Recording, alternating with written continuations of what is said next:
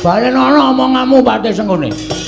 Yen bapakmu ora gelem diboyong marang negara Ngastina, aku nggawa Kurawa segelar sepapan. Yen perlu Karang Kadempel tak bumi angus supaya bapakmu gelem diboyong ning negara Ngastina. Sing aku tak takon karo kowe, ngono kuwi wis dadi omongane Patih apa? Heeh. Hah? Ngono kuwi wis dadi omongane Patih ya. Sing apik kuwi kowe iki ngenggoni derajat lan pangkatmu. Kowe iki ngayomi wong cilik-cilik kaya Semar, kaya aku, kaya Gareng karo Petro. Ora kok derajat pangkatmu iki nggo meden-medeni karo wong cilik kaya ngene iki. Pemenang apa nggo sewenang-wenang. Pangkat mbok nggo godho. Kowe ora manut karo aku tak hukum. Kowe ora manut karo aku tak idah siramu. Apa wis apa jenenge, Tru? Pantes. Aku nek ngene iki sok cangkemku sok keserempet. Apa wis mangon? Terus saiki sampean nantang karo Semar. Karang Kadempel tak bumi angus. Kowe nek omong ngono kuwi kudu ngematke ni.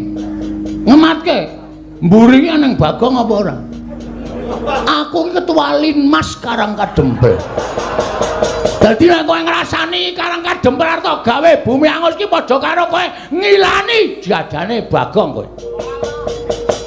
Aku nek wis nesu ngene iki ora wedi karo sapa-sapa. Aja kok menungso. Pahit aku mung siji, aku bener.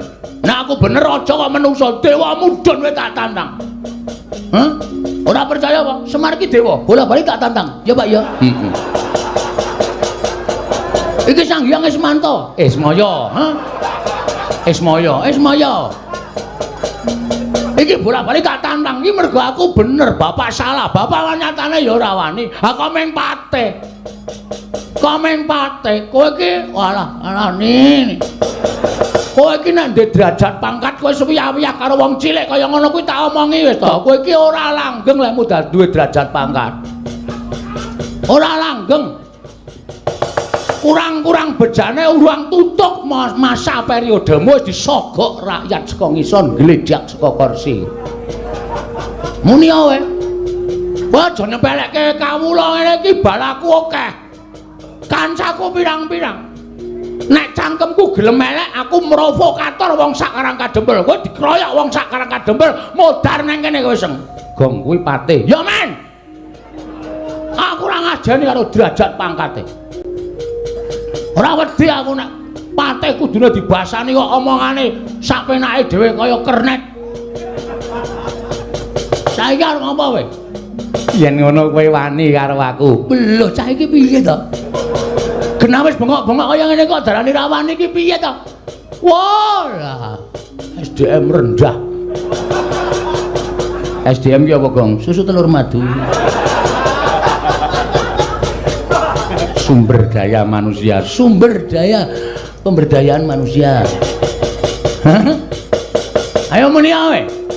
Kowe wani mungsuh Kurawa. Aja kok Kurawa 100, anake Kurawa kon maju kabeh.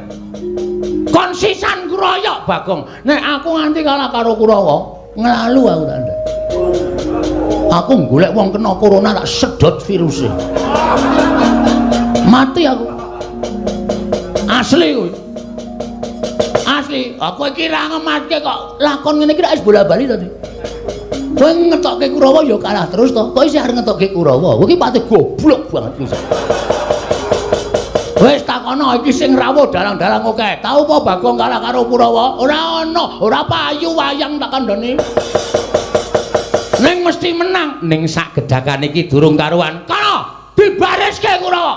Tak trajang ijen ora mundur Kurawa jendundang Bagong. Iki merganing Patih. Ah, kowe iki kesuwen.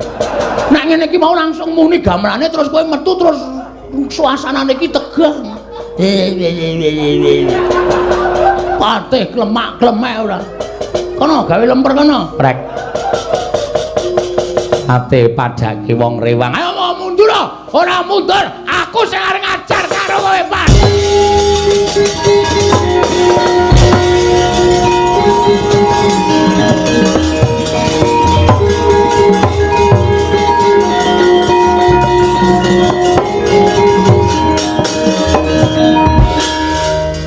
Wah. Piye, Gong? Ngedram